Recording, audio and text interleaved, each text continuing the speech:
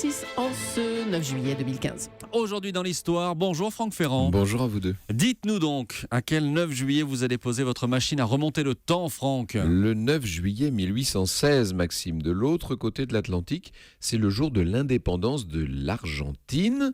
Alors c'était jusque-là les Espagnols, vous savez, qui gouvernaient le pays, puis qui avaient été colonisés depuis le XVIe siècle. Alors vous dites le 9 juillet 1816, j'imagine que cette indépendance n'a pas été acquise en un jour. Oh non, le 9 juillet, c'est le jour de la déclaration, mais 6 ans plus tôt déjà, les bourgeois de Buenos Aires avaient déjà chassé le vice-roi d'Espagne, Baltasar Hidalgo de Cisneros.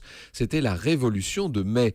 Au passage, vous savez que c'est ce qui explique la présence d'un soleil au centre du drapeau argentin. C'est le soleil de mai. Alors à l'époque, en mai 1810, le souverain espagnol visé était Napoléon, puisqu'il avait envahi l'Espagne. Mais à Madrid, les Bourbons d'Espagne vont reprendre le pouvoir et réengager la lutte contre les insurgés. Et c'est la guerre donc. Une guerre d'indépendance menée côté argentin par un créole, José de San Martín, c'est le héros national.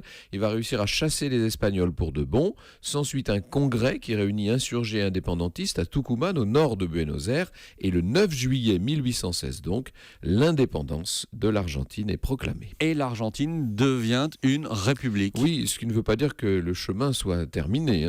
Dans les années 1830, les Argentins subissent la dictature de Juan Manuel de Rosas. Ça va durer jusqu'en 1852.